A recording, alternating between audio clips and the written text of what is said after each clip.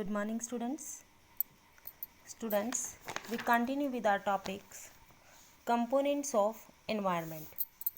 We had already done the meaning of environment and the components of natural environment. Now we are doing 4 spheres of environment. First one, we had already done lithosphere. Second one, atmosphere. And the third is hydrosphere. Students, today we will discuss about hydrosphere.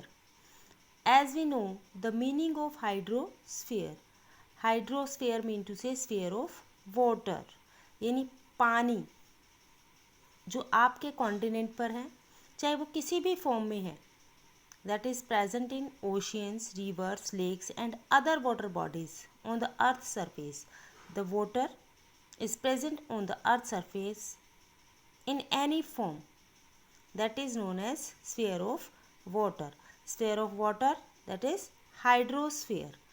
The planet Earth is often called the water planet or the blue planet because of the abundance of water on its surface.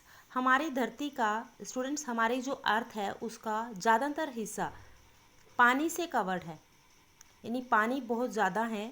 About 71% अर्थ जो है, हमारी जो अर्थ है वो blue colour की नज़र आती है. अगर हम स्पेस से भी उसे देखते हैं तो वो एक अर्थ जो है ब्लू कलर की क्यों नज़र आती है, क्योंकि हमारी अर्थ 71% जो है वो प्लैनेट्स, जो पूरा प्लैनेट है वो 71% वाटर से कवर है, चाहे वो किसी भी फॉर्म में हो, रिवर, लेक, सीज, ओशियंस.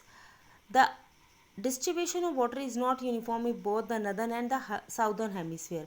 जो हमारे दो हेमिस्फीयर्स हैं, नॉर्थ पोल की तरफ northern hemisphere and from equator to southern pole southern hemisphere, दोनों ही पोल्स में यूनिफॉर्म डिस्ट्रीब्यूशन नहीं है पानी का. हमारा नॉर्थ पोर्शन में पानी जो है वो 43% है और जो हमारा हेमिस्फीयर जो रिमेनिंग है हमारा 57% वो हमारा साउदर्न हेमिस्फीयर में है. तो ये हमारी जो हाइड्रोस्फीयर है इसे हम कहते हैं स्फीयर ऑफ वाटर, यानी हमारी धरती पर पानी किस किस रूप में है, ओशियन, सीज, रिवर्स एंड कितना पानी किस स्फीयर में है, नदर्न हेमिस्फीयर में और साउदर्न हेमिस्फीयर में.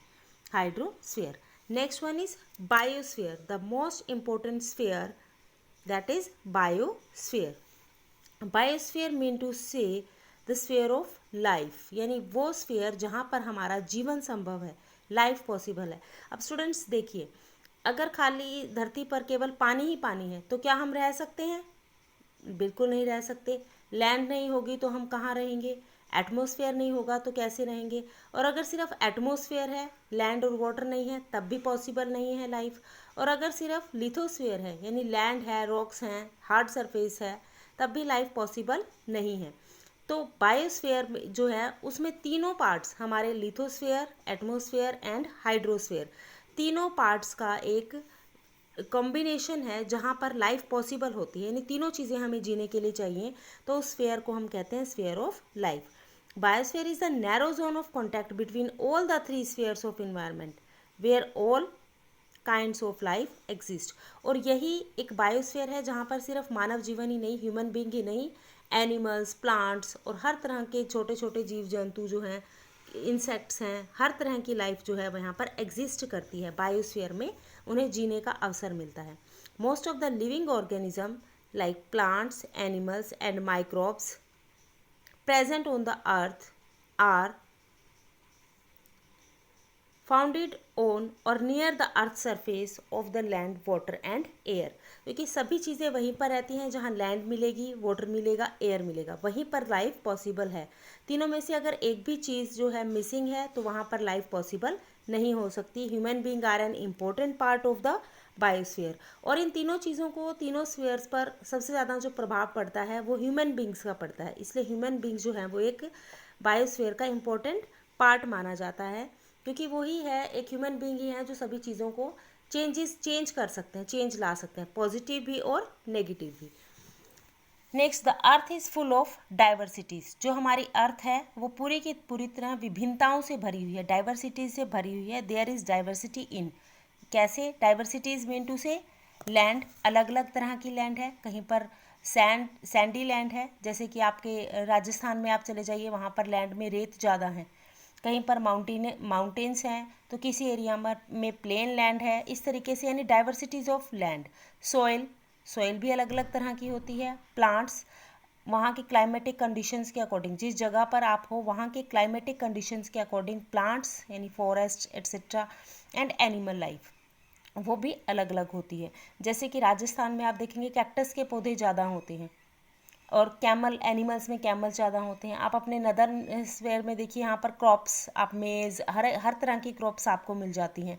उसी तरह आप साउदर्न साइड जाते हैं, केरला तमिलनाडु साइड देखिए, तो वहाँ की मिट्टी, वहाँ की जो सॉइल है, वहाँ की लैंड है, वहाँ की क्लाइमेटिक कंडीशंस, प्लांट्स, एनिमल्स सब डिफरेंट है। वहाँ ज़्यादातर राइस होते हैं। आप देखिए फिश जो आपकी केरला में है, तमिलनाडु साइड है, वहाँ पर नारियल ज़्यादा, कोकोनट क्रॉप्स ज़्यादा होती हैं। तो सारी चीज़ें डिपेंड करती हैं डाइवर्सिटीज़ के अकॉर्डिंग, क्लाइमेटिक कंडीशंस के according. This process of diversification has awkward largely over long period of time, resulting in the emergence of new species of plants and animals. और इन्हीं कंडीशंस के अकॉर्डिंग प्लांट्स और animals की species, नई नई species का जन्म होता है। These changes create biodiversity on the अर्थ, और इन्हीं चेंजेस के कारण ही बायोडाइवर्सिटी क्रिएट होती है धरती पर। The government of India has passed the wild life protection act in 1972 to protect and conserve biodiversity. अब इस बायोडाइवर्सिटी को सेव करने के लिए, क्योंकि ह्यूमन बींग जो है अपने फ़ायदे के लिए इन चीज़ों को नुकसान पहुंचाते हैं, तो इन सब चीज़ों को सेव करने के लिए गवर्नमेंट ने 1972 में very important act, this is wild life protection act, 1972 में इस एक्ट को गवर्नमेंट लेकर के पास किया गया, ताकि हम इस वाइल्ड लाइफ को और इन जो जानवर हैं इनको, अपने फॉरेस्ट को, इन सबको बायोडाइवर्सिटी मीन टू से बायोडाइवर्सिटी को सेव कर सके अंडर दिस एक्ट। अब इस एक्ट में गवर्नमेंट ने कौन कौन से इश्यूज़ रखे थे? उसमें poaching and hunting are prohibited, पूरी तरह से एनिमल्स का शिकार करना प्रतिबंधित था, बंद कर दिया गया था। Violation of this act is a punishable crime under law, अगर कोई भी इस एक्ट को वायलेट करता है, इसके अगेंस्ट जाता है, इसका उल्लंघन करता है, तो एक पनिशेबल एक्ट माना जाता था, क्राइम माना जाता है। It is not only the duty of the government, ये केवल सरकार की जिम्मेदारी नहीं है to protect and preserve life, wild life, but all of us are responsible.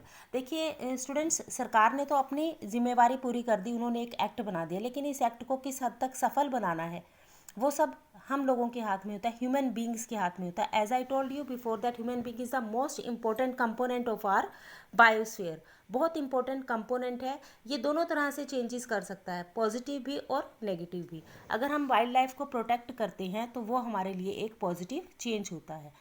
So students, next, human beings as important part of the environment are well equipped to exploit, consume and utilize different plant and animal species existing on the earth surface। ये human being के हाथ में होता है कि उसने किस तरीके से चीज़ों को यूज़ करना है, इस्तेमाल करना है, वो उसे कंजर्व करना है या फिर एक्सप्लॉइट करना है। It is the need of the present time that we should live in harmony with our surroundings. This will allow the earth to sustain all forms of life on it and to produce newer ones in the course of time। It means कि ये हमारी जिम्मेवारी है कि हमने सब, देखिए धरती पर अगर सभी एनिमल्स हैं, प्लांट्स हैं, इंसेक्ट्स हैं, हर एक तरह के जीव जंतु को अगर भगवान ने धरती पर भेजा है तो उन सब का हक बनता है धरती पर, सिर्फ ह्यूमन बींग्स का नहीं बनता। तो ह्यूमन बींग्स का कोई राइट नहीं है होता कि वो दूसरों के इस हक को छीने।